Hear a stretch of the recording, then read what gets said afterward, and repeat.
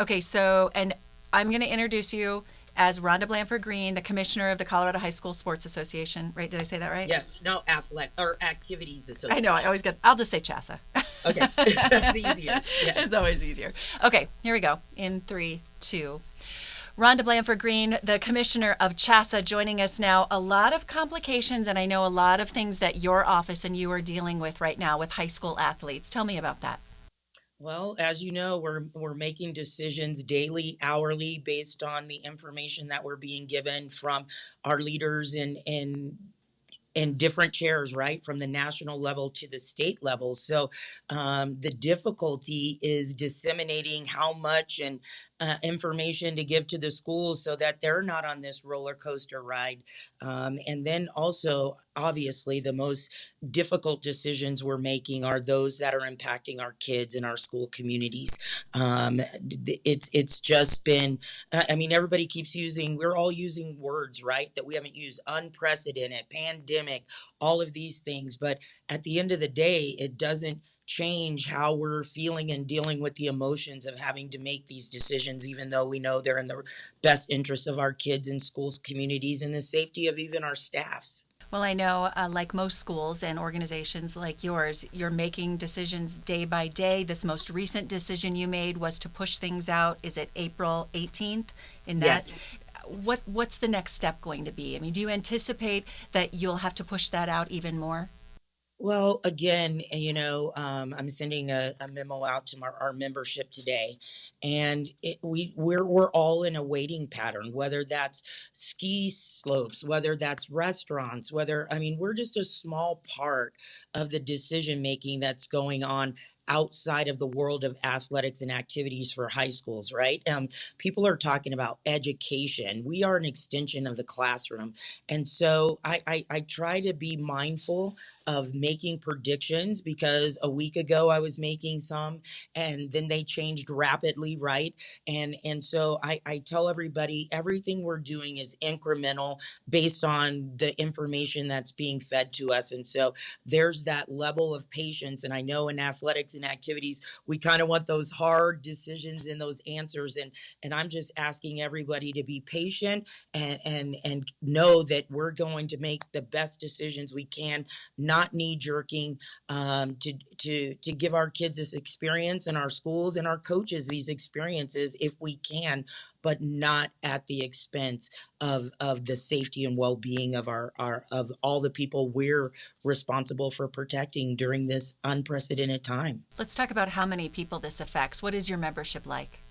Oh, we have 360 public and private schools in our membership.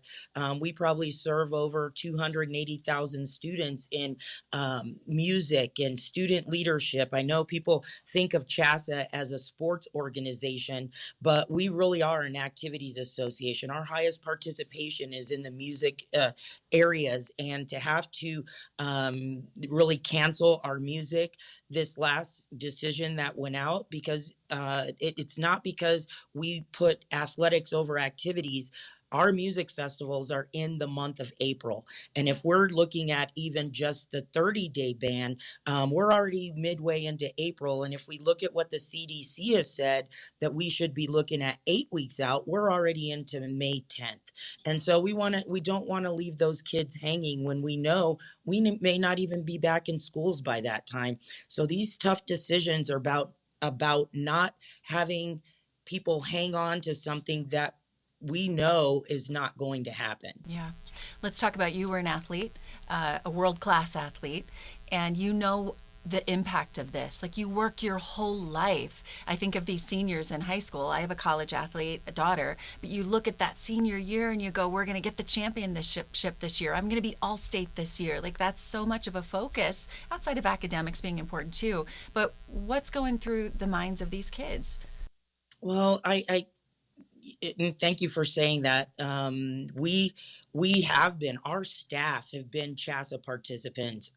Some of us have competed on the national level, the NCAA level, and as you said, in our conversation earlier off air, I was the NCAA champion, having won the indoor hurdles and was ranked the number one hurdler going into the outdoor NCAA championships. I mean, it's everything you train for. It's your coach. It's you. It's your dream. You're working together, and to have those types of opportunities taken away.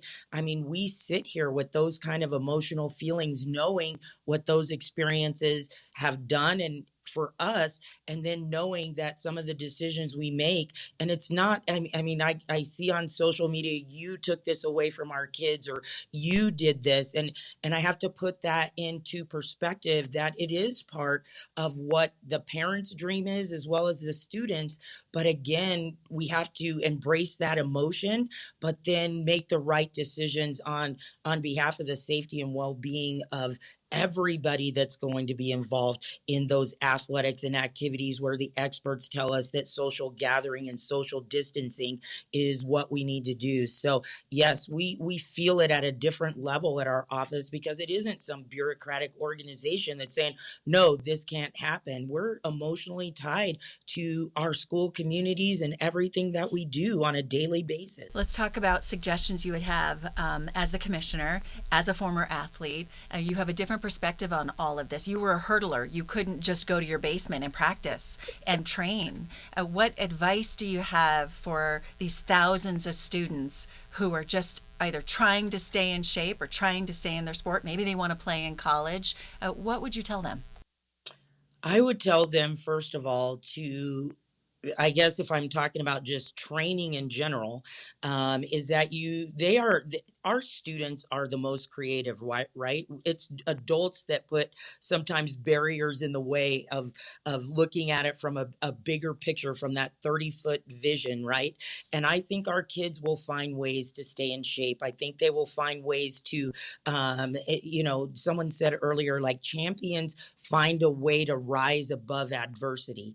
And so I believe our kids will find a way to keep themselves in shape. The physically, I always think about the mental aspects of it, right? Their routines have been disrupted. Their peer groups are no longer around them. Some of our kids are more connected to coaches than they are with most anybody in that are in their lives. And so my advice to the kids would be to still reach out, even if it's by a phone call, or to make sure you stay connected with your friends and share a joke, and talk through the things that you're going through. Like, I don't know what to do with myself.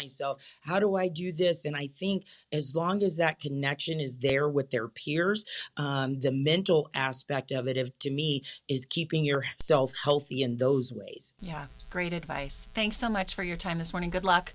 I know you Oh, have thank you. decisions still to come, and we just appreciate you, your leadership, and your perspective. Oh, thank you so much. And I thank the media too for helping us keep accurate information in the public, because at this time there's a lot of different things out there, and I just appreciate our media partners. You guys have been awesome. Thanks. We all have to come together in this time. Thanks again. Thank you.